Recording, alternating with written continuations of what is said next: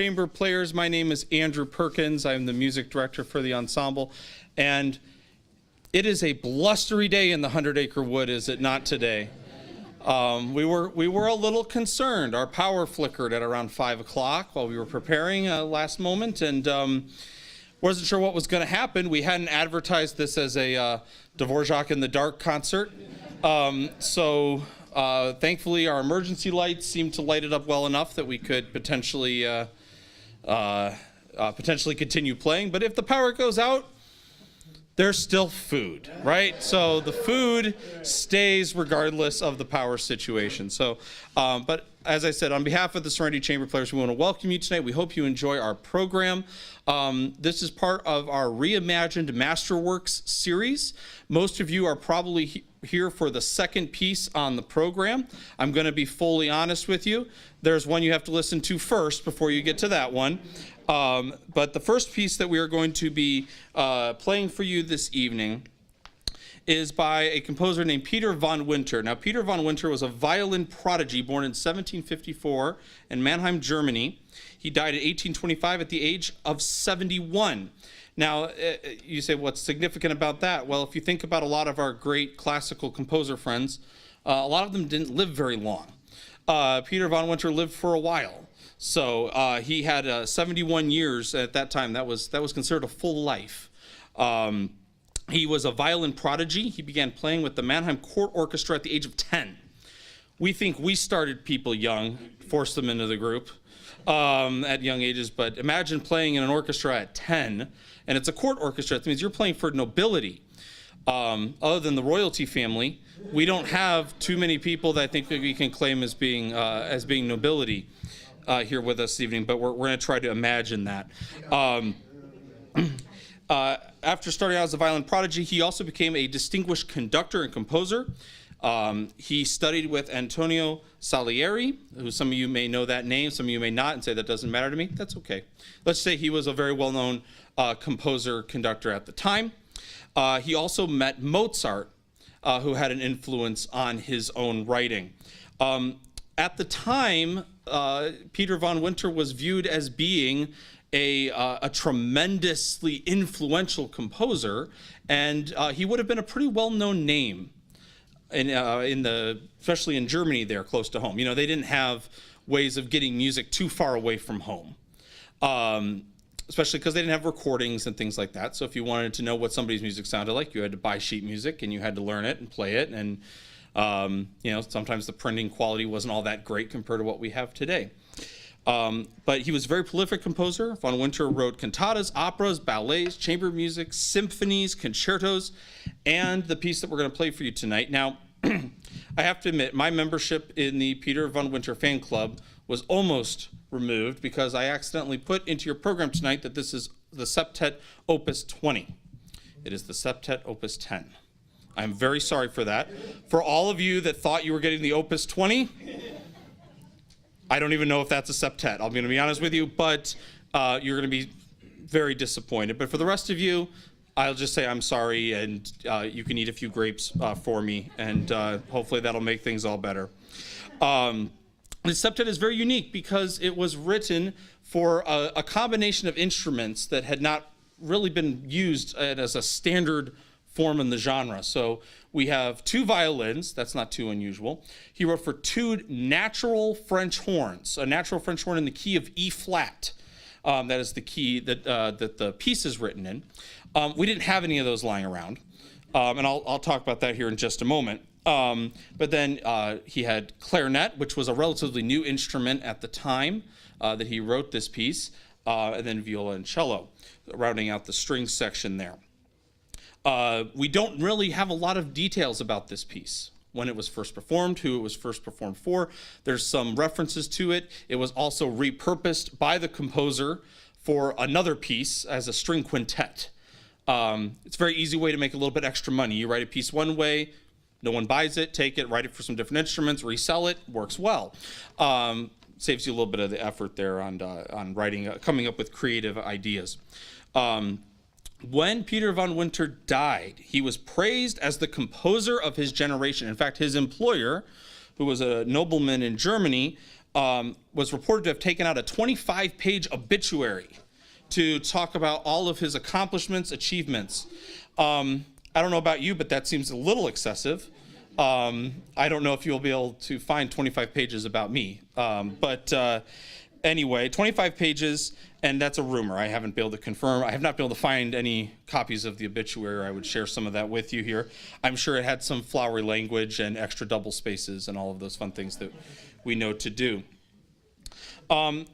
Before we get into the piece, I just want to ask you one question here. So we're thinking the theme tonight is Reimagine Masterworks, and I think you'll find this piece is an amazing piece of music of the classical music genre. And why do composers get forgotten? Because at the time, again, that he died, a 25-page obituary, Mozart was buried in a pauper's grave. It was very low-key. He had no money, very few friends, and we still don't exactly know where Mozart was buried, but Pierre, I wonder, got all these accolades and no one. How many of you, let me ask you this, how many of you before coming tonight and before seeing any of our advertisements on Facebook had heard of Peter von Winter? About 5. Okay, so why is it that some composers are forgotten and why other ones seem to survive? And that's a complicated question. We're not going to be able to answer that unless you want to be here for a really long time. I will say this, though. It's interesting because sometimes it's time and place, the situation. It's who the music was written for. If it was written specifically for a patron, sometimes it wasn't published or made generally available to the public, so they didn't know about it. And so then the composer's name kind of faded. There's many reasons that can happen, but one of the things that we like to do at Serenity is bring pieces back a little bit for you. So tonight we're going to be playing 3 movements from the septet, the Allegro, the Adagio, and the Minuetto. Now, I mentioned that we didn't have the natural horns, and I'll just say this. What we have instead are alto clarinets, which are also in the key of E flat. They sound pretty good. So that's what we have over here. We have 2 alto clarinets. Now, you say, when are we going to play music? Very shortly. I have one more thing that I do want to say is that as I want to introduce to you guys our ensemble very quickly, just so you know what everyone is playing. And I thought the easiest way to do that is by telling you a joke about their instrument. So I'm going to tell you, and including my own. So later on, we're going to hear the piano. Obviously, hopefully, most of you know what a piano is. It's over there in the corner there. If you don't, that's the piano, the big brown thing over there. Why are pianists' fingers like lightning? They rarely strike the same place twice. Okay. I'm a dad now, so I can get away with these, I was told. So, all right. Then we have our violin players. Now, we'll have a few more join us for the second half of the piece. We have 5 violin players with the group here tonight. How can you tell if a violin is out of tune? The bow is moving. Yes. So our violin players for this piece are Meg and Maki Kojima. Sitting next to them is my beloved father, Doug Perkins, and my beloved brother, Alec Perkins, playing the alto clarinets. Now, I'm going to tell you this. I couldn't find any jokes about the alto clarinets. And the reason for that is because their significance is very small. So I think that is the actual joke in and of itself. I couldn't write one better than that, so we just left it there. So, and then next to my brother, we have Mr. Kengo Kojima. He's playing the cello. Kengo has played with us in ensembles before, but this is his first time playing with us in a little bit more of an exposed role. We also have another cellist who will be playing with us in a little bit. What do you call 10 cellos at the bottom of the ocean? A good start. Yes, that is correct. That one has been more circulated, I guess. And then we have the viola, played by Mr. Kuz Kojima. We also have Ms. Naoko Kojima, who plays viola with us. How is a viola like a lawsuit? Everyone's happy when the case is closed. So that, I know. We had a presentation a week or so ago where we went through a lot of viola jokes. So that was one that was not in that presentation. In the Dvorak, you will hear the timpani being played. That's what these 2 percussion instruments. We also have a cymbal. I didn't have any jokes about the cymbal. It plays a very minor part. But the timpani, I don't exactly have a joke, but I have a quote. Marriage is like playing the timpani. It looks easy until you try it. And I can attest to that. And then lastly, we have the clarinet, and I'll be playing that here this evening. How do you get $1 million playing clarinet? Start off with $2 million. That's how you do it. So, all right, now that we've got that all introduced, we're going to go ahead and play for you the septet, selections from the septet by Peter von Winter. We will pause momentarily between movements. If you are feeling so generous as you would like to give some applause, we'd ask you to withhold it till the end of the third selection. So thank you very much.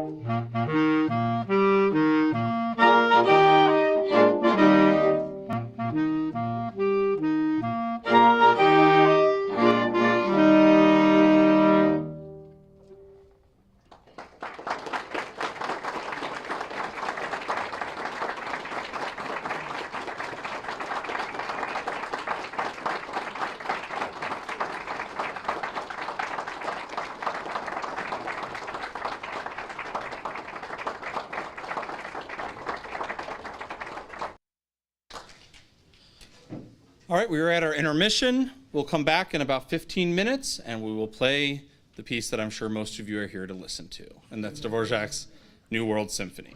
We'll be right back. Don't go anywhere.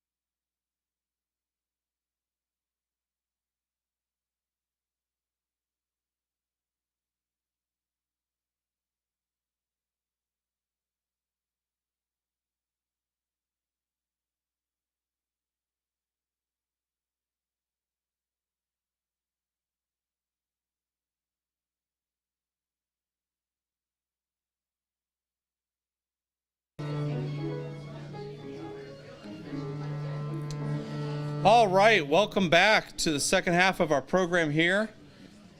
Looks like we retained most of the first half crowd, which is always our goal.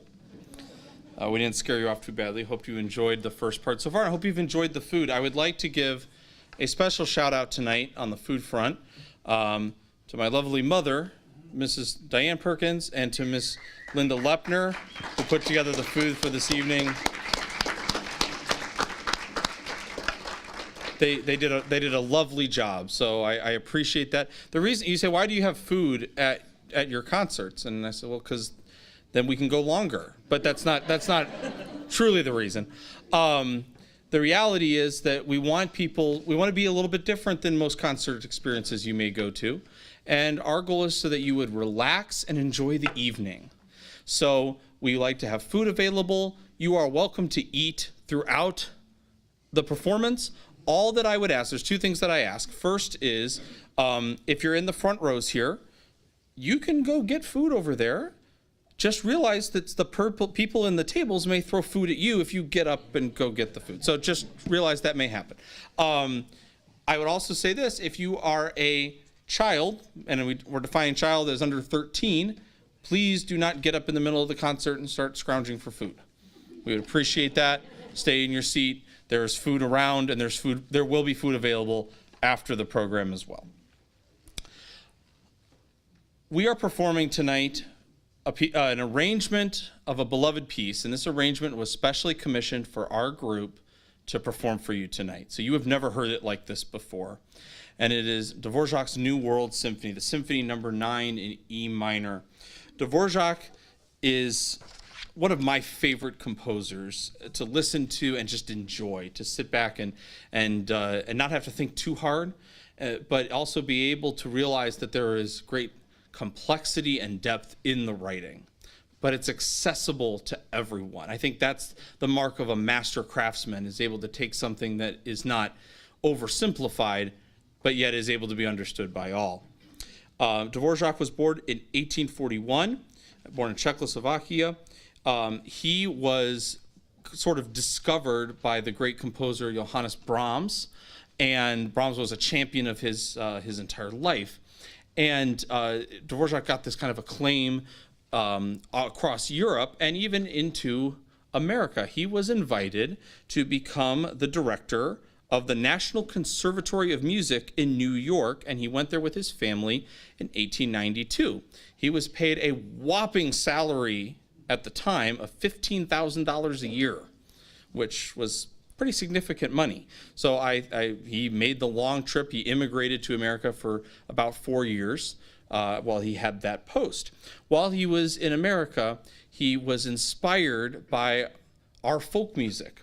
And one of the things you have to understand about Dvorak is that he is what's called a nationalist composer. He would take the music from the countryside and from the common person and rewrite it, rearrange it into this beautiful orchestral symphonic production, so that if you were the average Joe Schmo going to a concert, you would hear tunes that you're like, hey, that's kind of familiar. That sounds like this. And sure enough, that's what it was, right? It sounds like a song that you used to sing back home, right? We all have those kind of folk songs that think, oh, Suzanne or something. So imagine if you went to a symphony concert and we're all up here and everybody's looking sharp and everything, and all of a sudden the do-do-do-do-do-do-do, and you're like, oh, I know that. That's not what I was expecting.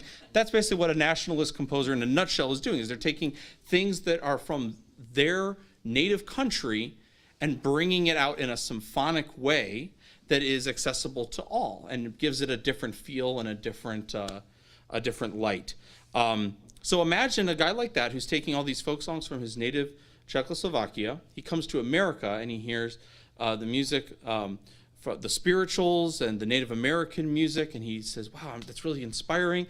He sits down and he says, I'm going to write a symphony that is based on these themes that I am hearing and collecting.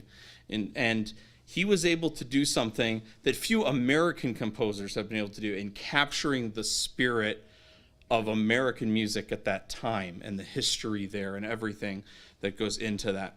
This symphony, I'm going to warn you right now, it's going to take us a little bit of time to get through it. There are 4 movements. We're playing all of them. The first movement starts very softly. It quickly gets kind of fiery, and then there's always drive all the way to the end of the movement. It's a very powerful conclusion. It goes into a second movement that is the exact opposite.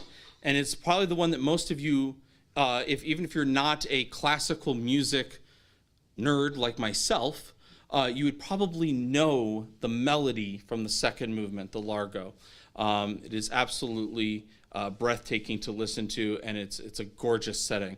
In fact, a lot of people believe wrongfully that was taken from a spiritual and implemented by Dvorak into his music. After all, that's something he would do. He actually wrote that melody on his own, and it was then taken and made into spirituals. Isn't that interesting? It went the other way around. So you write something so good that it goes the other way. That's pretty incredible. So then there's a third movement that I think you will notice a homage to the Native American folk music.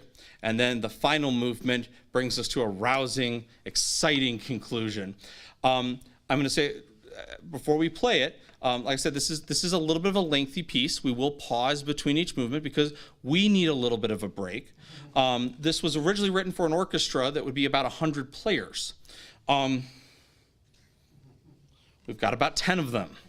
So there's not a lot of breaks. There's not a lot of pauses. The piece goes on. So between movements, feel free to, take another bite of something, pour yourself a glass of water, whatever it needs. We're going to relax and not rush it. We're going to enjoy the performance ourselves as musicians. Don't feel odd by that silence. That's not a bad thing. All right. So we hope you enjoy it. I will just say also on the back table as you're leaving tonight, we have a donation box. The Serenity Chamber Players is 100% free concerts. We don't charge, and our goal is to never do that. Our goal is to provide free classical music for the community. This is just something that we enjoy doing. If you would like to partner with us through your donation to help us commission our next reimagined masterwork, to take something and bring it to you next year, feel free to visit the donation box, and there's instructions out there what to do. I'll leave it to the instruction sheet. So without further ado, Dvorak's New World Symphony.